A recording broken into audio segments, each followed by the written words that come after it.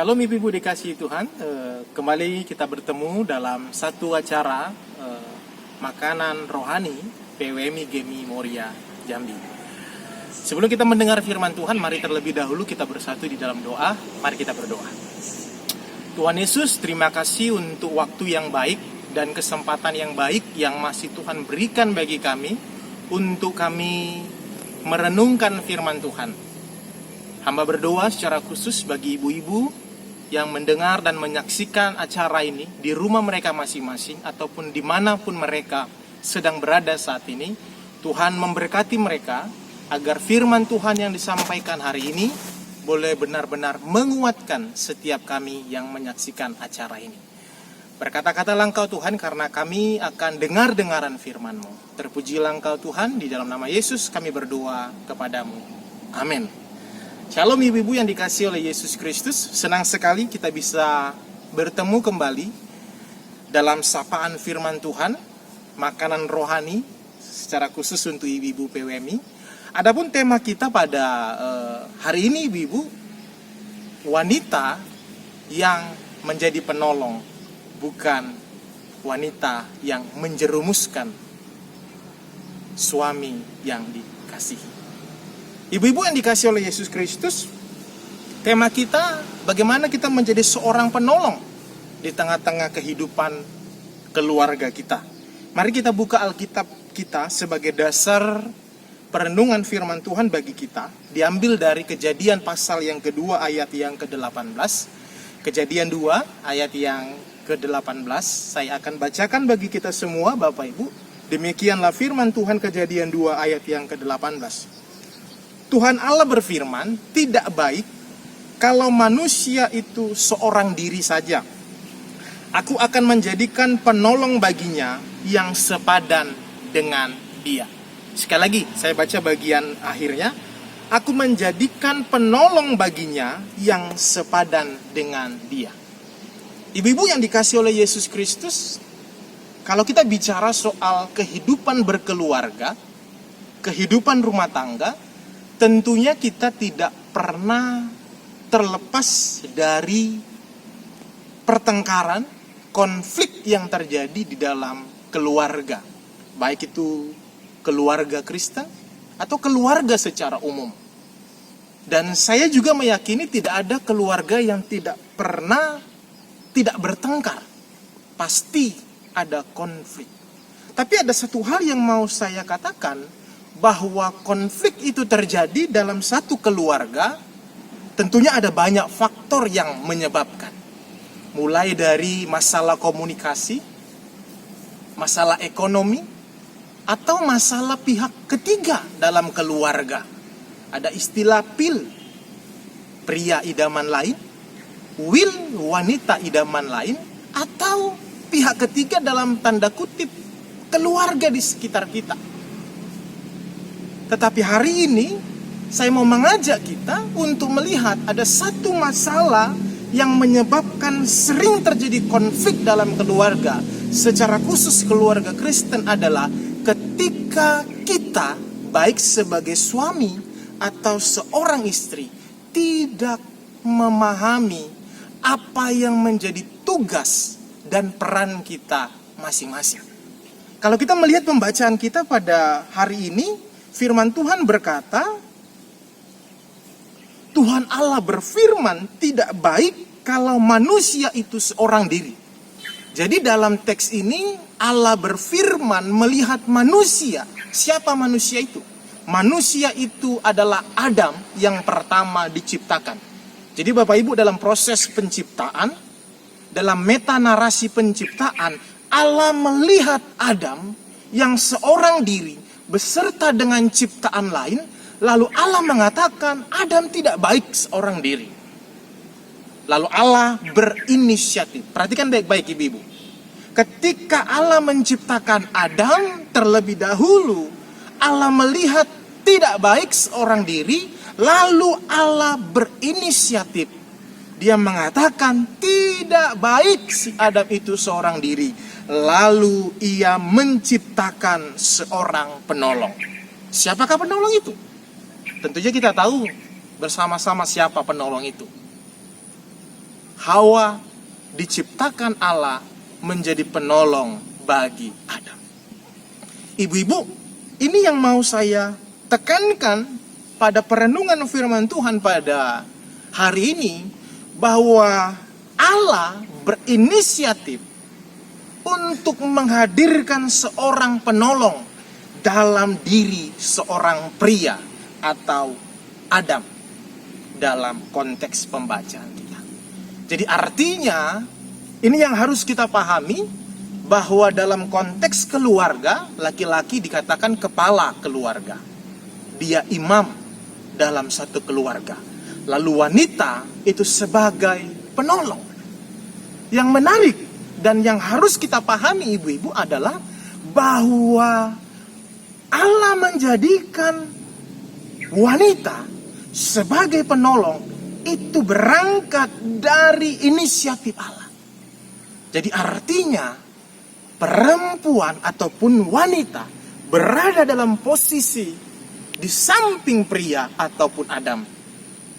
Sudah ditetapkan dari awal, sudah direncanakan dari awal bahwa posisinya menjadi seorang penolong. Jadi kita harus paham pertama, ibu-ibu, yang dikasih oleh Yesus Kristus, bahwa kita sebagai penolong, bukan perongrong, ya. Penolong, bukan penjerumus. Penolong, bukan penguasa. Seorang penolong, bukan seorang bos. Ibu-ibu dikasih, ini tugas, ini peran kita. Dan peran ini Allah yang menginisiatifkan. Ketika dia melihat Adam seorang diri beserta dengan ciptaan yang lain, tumbuh-tumbuhan, binatang, hewan-hewan, dia melihat tidak baik seorang diri, maka Allah menghadirkan seorang penolong dalam sosok seorang wanita, yaitu Hawa. Artinya ibu-ibu, kita harus menyadari kita ini sebagai penolong. Peran kita sebagai penolong,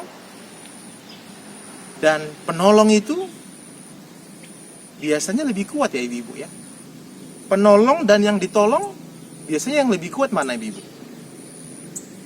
Ya, saya yakin dan percaya penolong itu lebih kuat daripada yang ditolong. Wah, ini luar biasa ibu-ibu. Jadi kalau ada bilang wanita itu makhluk lemah, wanita itu makhluk yang tidak berdaya, itu statement yang salah. Karena Allah menjadikan seorang wanita seorang penolong. Penolong berarti orang yang kuat, orang yang tangguh. Itu dahsyat ibu-ibu. Itu luar biasa ketika kita ditetapkan menjadi seorang penolong. Itu yang pertama yang menjadi perenungan bagi kita. Yang kedua ibu-ibu, apa makna penolong bagi kita? Penolong dalam konteks ini adalah bagaimana Hawa, bagaimana kita sebagai ibu dalam keluarga, sebagai istri dalam rumah tangga, memiliki posisi yang sangat penting. Ibu-ibu, saya mau mengatakan begini. Dalam kehidupan seorang pria, ada namanya istilahnya blind spot. Ada sisi-sisi yang tidak terperhatikan. Ada sisi-sisi yang tidak terlihat dalam perspektif seorang laki-laki.